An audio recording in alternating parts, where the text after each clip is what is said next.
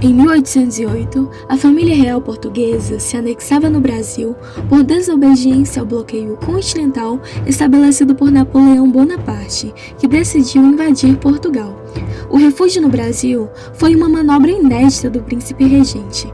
Para garantir o êxito na transferência, o Reino de Portugal teve apoio da Inglaterra, que também auxiliou na expulsão das tropas napoleônicas. Vejamos como tudo aconteceu. Ao pisar em solo brasileiro, Dom João realizou a abertura dos portos às demais nações do mundo, pois estava a cumprir os acordos firmados com a Inglaterra. Para abrigar os demais portugueses que vieram com Dom João VI, muitos moradores foram expulsos de suas moradas com medidas arbitrárias, como o molde fixar tabuletas em suas portas.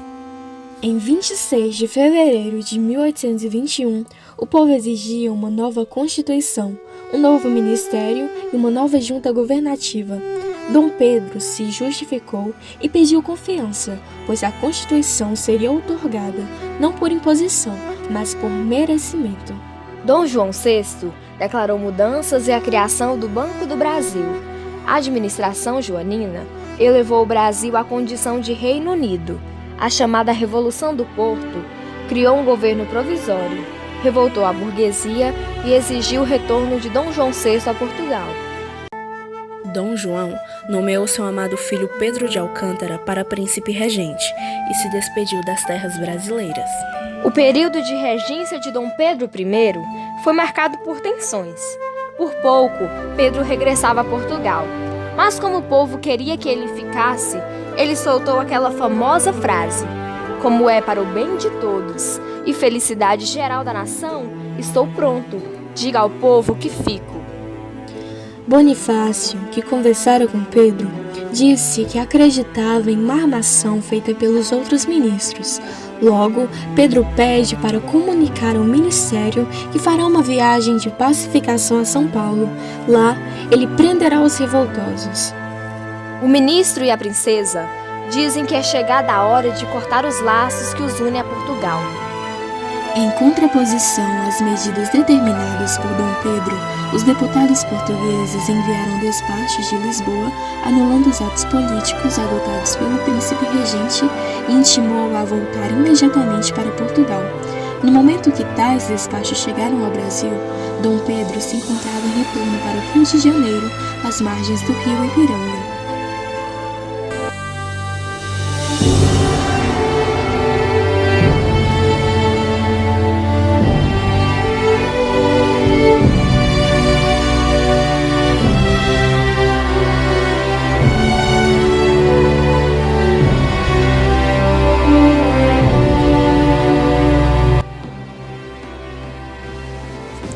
Depois disso, nada mais temos a esperar senão escravidão e horrores. Decida-se Vossa Alteza o quanto antes, porque resoluções e medidas de água morna para mais nada servem. Cada momento perdido é uma desgraça. Só há dois caminhos a seguir: partir para Portugal e entregar-se prisioneiro das cortes, ou ficar no Brasil e proclamar a independência. Povo brasileiro, a corte de Portugal quer nos escravizar. A partir de hoje, estão cortadas todas as relações com Portugal. Eu nada mais quero de Lisboa. Soldado, laço fora.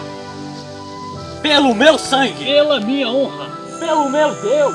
Juro fazer a liberdade do Brasil. A nossa divisa agora será independência ou morte.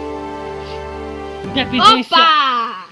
Vocês acham que esse gritinho vai resolver os nossos problemas? Vocês nos exploraram e ainda quiseram indenização.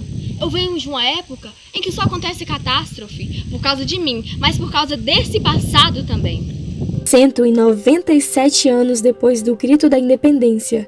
E não, nós não somos nada independentes. Mais de 40 milhões de brasileiros moram em residências sem acesso à água potável, mesmo o Brasil tendo uma das maiores reservas de água doce do mundo.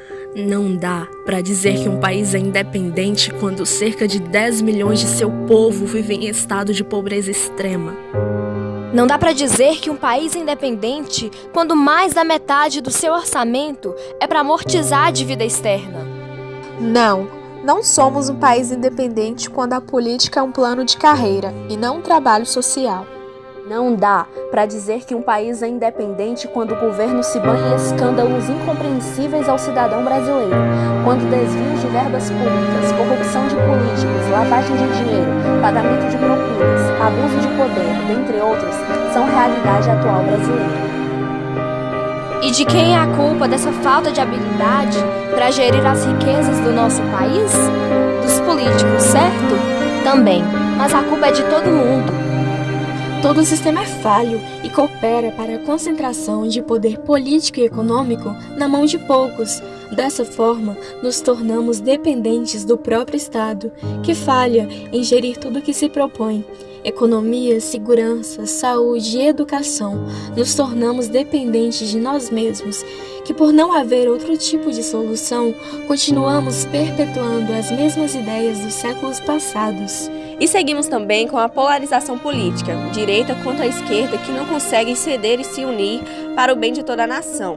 Nesse olho por olho, todo mundo acaba cego. Não dá para dizer que um país é independente quando depende de medidas totalmente artificiais para combater a desigualdade racial e social, como é o caso da política de cotas para se adentrar nas universidades. Que independência é essa, quando em média os brancos têm os maiores salários, sofrem menos com desemprego e são maioria entre os que frequentam o ensino superior?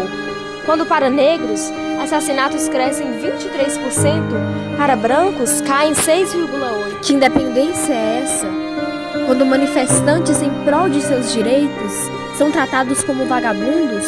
Como assim? Não pode fazer greve? Que independência é essa que eu tenho apenas que obedecer? Não dá para ser independente quando ainda existem 11,3 milhões de analfabetos no Brasil, ou quando escolas são atacadas, alunos e funcionários mortos a tiro, faca ou fogo. Realmente não dá para dizer que o país é independente quando quem mata fica impune. Quando em 5 meses o Brasil registra 17.900 mortes, ou quando o feminicídio ou homofobia adentram a cabeça das pessoas e a fazem odiar o outro simplesmente pelo que ele é. Diariamente, mulheres são horrivelmente violentadas, esquartejadas, enforcadas, e a sociedade não faz nada para mudar isso. Como ser independente se por causa de um celular o bandido mata sem piedade e sem duas vezes pensar? Ou quando a pesquisa indica que quase 8% dos brasileiros já foram vítimas de assalto e roubos? Não dá para ser independente quando a saúde pública é precária. E no Brasil são 153 mil mortes por ano por causa de atendimento precário. Não dá para dizer que um país é independente quando precisa da aprovação de Deus e o mundo para fazer seu manejo nas áreas verdes. Gente, o Código Florestal é para ser nosso. Que independência é essa? Que polui o rio, que devasta a floresta. Fumaça que intoxica é produzida a beça. É até triste de se lembrar a cena da floresta a queimar, dos animais sem onde morar.